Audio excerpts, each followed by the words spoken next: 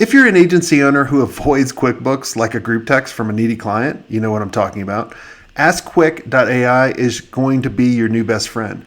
Now, this is the AI CFO that makes sense of your numbers without spreadsheets, dashboards, or the financial therapy that I remember going through. All you have to do is just sync, ask, and get answers like, where's my profit going? Who are my most profitable clients? If I raise my prices, what's going to happen? And it gives you advice. Try it for free. Go to askquick.ai. That's askquick.ai.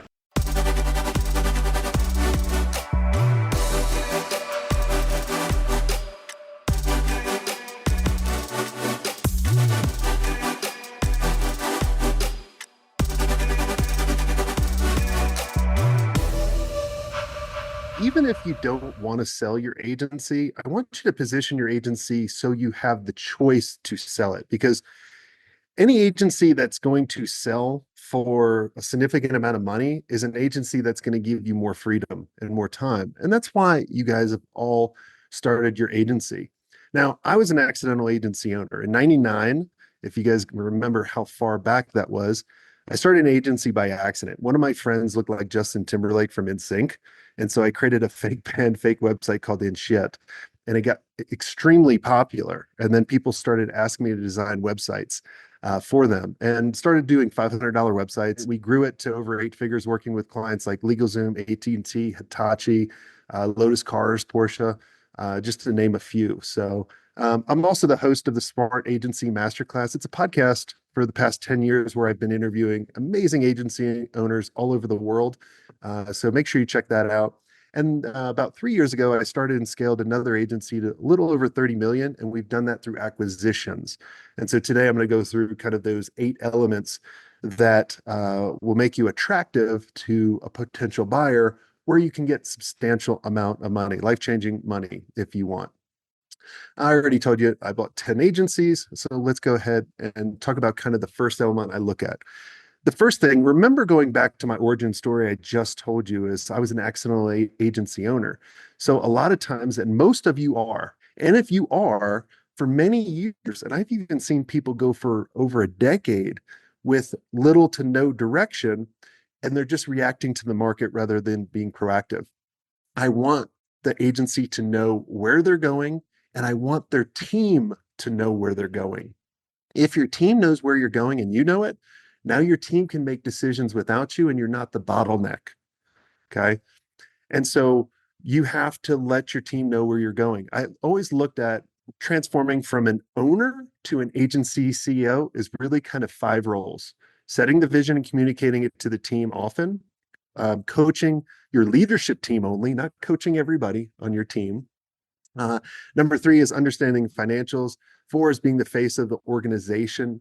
And then the 5th is really building those strategic relationships not everyone else in your company can actually do. So that is the first element that I need. And also, too, when I talk about having that vision, having a clear defined niche of who we're actually helping and that kind of stuff. Let me admit them in. All right, element 2 is, how are you generating business? If you are generating business on referrals, referrals aren't scalable. And if you have one channel where you're getting all your business, that's a red flag to us. So when I'm looking at buying a business, I'm looking at how many channels do they have for building their pipeline? And then I'm asking the question, how can I increase the number of clients? How can I increase those channels? How can I make them more reliable, more predictable? And what are people in your industry, how are they acquiring clients? And so I'm looking at all this. And if I'm looking at all this, you as the agency CEO and the owner or co-founder, you should be looking at it this way as well. So if all your business is just coming from Facebook ads, well, that's one channel. What if Facebook changes, which they have, right? Big time. What are you going to do in order to create more channels? This is how I look at creating multiple channels to keep your agency constantly scaling, even in a down market. I told you I started my agency in 99. So I went through the dot bomb, I grew. But it was easy to grow when I was small. But I also grew through 9/11. And I also grew through the financial crisis in '08. And I also grew through COVID, right? So all those things, but I did that because I had multiple channels. But if I relied on one channel or I didn't have any channels, then I would probably be suffering and then I would not be lowering my prices. I wouldn't have the ability to raise my prices. So you need to look at kind of like a three-legged stool: inbound, outbound, and a strategic partnership. And so how I look at businesses is how can I scale your inbound? So if I create more content and you're generating most of your business on inbound, what if we create more content? Is that going to bring in more business? Can I introduce a new call to action to the content that you're creating? Maybe you don't even have a call to action. Or can I introduce new hooks? Can we, do more ads? Can we spend more? Right? I'm constantly looking at how can I scale each one of these channels, which is the same thing that you guys need to be doing as well. Same thing on outbound. I'm constantly looking at how do we do more calls? How can if we hire more salespeople, can I introduce a new call to action? Maybe I can tweak something that your sales team is doing to increase the number of meetings that we're doing, or can I do a new offer, which is a whole nother topic that we can kind of talk about. And then on the third channel, kind of partners. And I'm not looking for referral partners, I'm looking for strategic partners. So when I was building the first agency, we became one of the best partners with an up and coming company called Microsoft with through the SharePoint platform. And we did that with Sitefinity, some content management systems. When for the older people like me, we can remember those types of companies. But we looked at those partners and said, how can we make these people look better? How can we take their technology? How can we take their particular service and add it with ours to make it better? And so then if I was looking at someone like my old agency, I say, oh man, they're getting a ton of business from their strategic partner with Sitefinity. Can we do that with another technology company? And then how do we develop other strategic partners? All right. Number three, does your agency have predictable revenue? The best way, and it's not always just selling retainers, but the best thing that I want to look at a business and going, can I predict what we're going to do 6 months out? And how can I grow that particular account? And how can I lower the risk of them going somewhere else and increase the stickiness? I'll talk about that. Now, if you don't have long-term contracts or you have 30-day out clauses or month-to-month contracts, that's a huge red flag. I want you to think about it this way too, because if we're reacting to the market and you're getting clients, when you take on a client, do you have criteria that you're looking for? Or are you just taking on any and every client, right? What I want you to think about is, can I bring this client in and how can I grow them? Too many people are just thinking, I just want to get the client in the door, ring the bell, and that's it, and see how long I can keep them before I lose them. But what you should be doing is how can I actually build them over time? So if you take someone in at a $20,000 a month retainer, how can I grow them to 100,000? And you should actively be thinking about that. All right, on stickiness. The biggest thing to make them stick around is share wins with them or share the process with them. Too many times you assume the clients know that you're delivering value, but the clients immediately when they sign up with you, they're thinking, did I make the right decision? And then they're at the high at the honeymoon stage and it constantly goes down from there. So how can you constantly show them little wins and little things that build up bigger over time? Or how can you create collateral on your clients? Maybe you have a particular software that they use that keeps them sticky, or the cost of switching and leaving, they're going to lose a ton of benefits. Or what I've been telling a ton of agencies is, can you create a community for your clients? So if you're going after law firms, okay, how could you create a community where they connect, where you put your potential clients and your clients in, so they lose that if they leave you. Now, the fourth element is a diverse client base. If you have one client that is more than 20% of your revenue, huge red flag, because that's risky for someone buying. It's also risky for you. Now, am I saying if a huge client, a whale comes and they're going to be 20% of your revenue, to say no, heck no. Say yes. But what I want you to assume is that they can go away. And then that should give you confidence going, man, I got this client that's this amount of revenue. I can get more of those. So now what you're doing is you're getting more whales. So now all your little clients that were minnows, now you start getting whales, and then you can start kind of leveling up. So now your whales actually become minnows, and you're constantly leveling up and getting to the next level.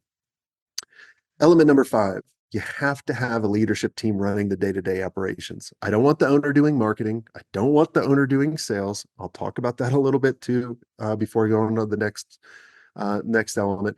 And I don't want the owner doing project management, account management, or doing any type of delivery. And you got to ask yourself this: if the owner stepped away for 6 months, does the agency grow without them stepping back in? That's the telltale sign. Now, you might be saying, I'm the best salesperson since sliced bread for my agency. And that's probably right up till this point. But the easiest way to get them up to speed, because I see most owners actually into the sales, the best way to get them up is to think about what makes you the best salesperson. You have all the stories in your head of all the successes. So if you start looking today at start looking at your framework that you have. So what we do at Agency Mastery, we have a framework: attract, convert, and scale. So you can get to a point where you have the option to sell and create the freedom in your agency. So what I did is I created a Trello board with each attract, convert, scale, and sell. And then what I did is created a card for each of my success stories or case stories or testimonials and put them in there. And then what I would do with my sales team is I'd say, hey, here's a story I want you to learn. And then they have the stories that they can always relate in their Rolodex. And then eventually they'll build their own. So that's a cool hack for you. I want you to look at the sign of a bad operator. So let's say you have someone running your delivery or marketing or your sales. If they come in and try to tell you how to do all these new things and how they're hurting the business, they're a bad operator. If they add a ton of things without removing them, they're a bad operator. And if they're wondering why everyone's not doing their job, they're a bad operator. So let me tell you about a great operator.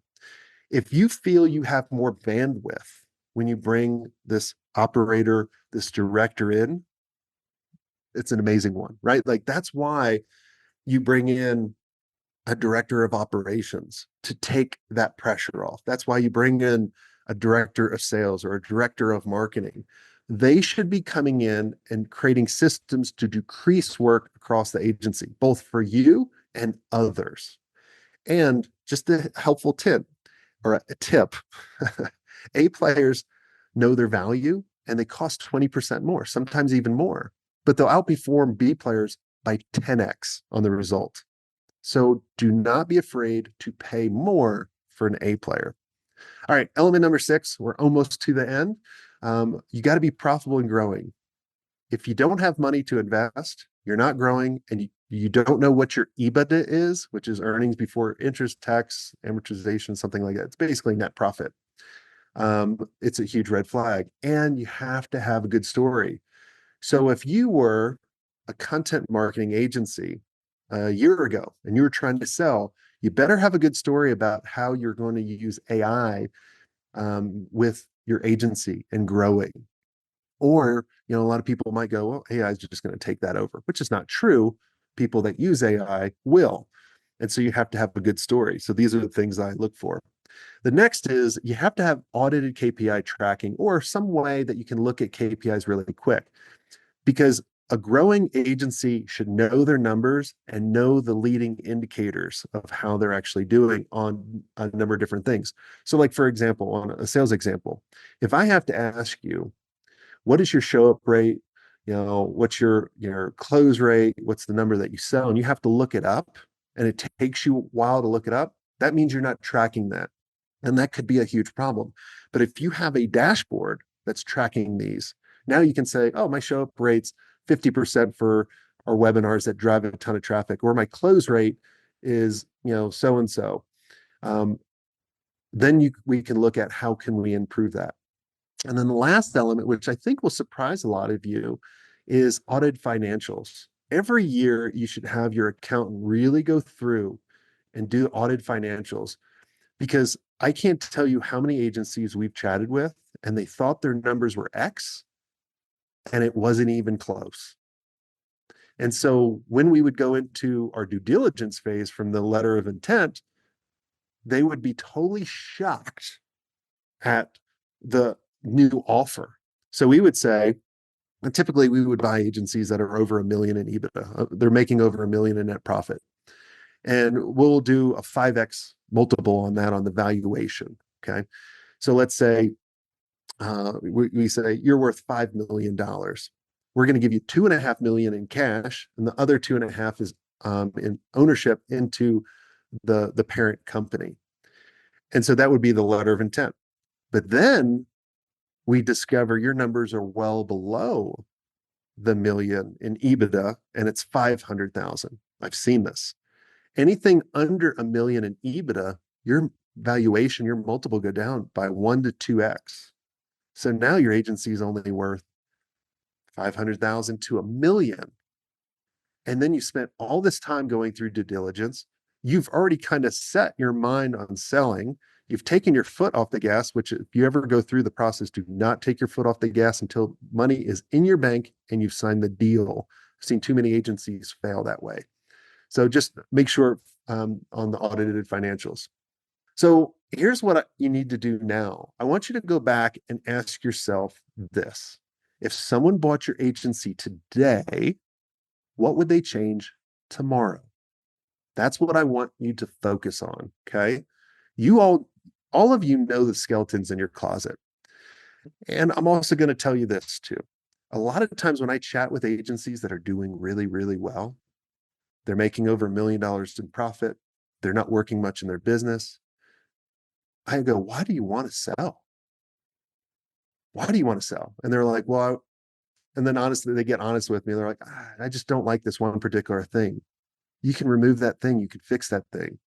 Hold on to your agency unless you already know what you want to do next. When I sold my first agency, I was depressed after I sold because I kept relating everything to my personality as an agency owner. But I didn't realize I was creative, I was innovative, I was a father, I was a husband, I was adventurous, all this kind of stuff. That's who I am. I'm not an agency owner. Looking back, I wouldn't have sold unless I knew I was going to do this, which everything worked out and I love it. And I was meant to do this particular thing, but make sure you know exactly what you want to do next, or you could be depressed.